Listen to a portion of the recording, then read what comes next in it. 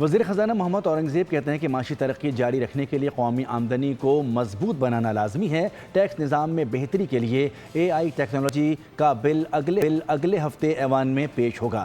وزیر مملکت برائے خزانہ بلال اظہر کیانی نے کہا کہ حکومت نے چھوٹے دکانداروں کے لیے فکس ٹیکس اسکیم متعارف کرا دی ہے۔ اسکیم کا اطلاق 20 کروڑ روپے یا اس سے کم سالانہ ٹرن اوور والے دکانداروں پر ہوگا۔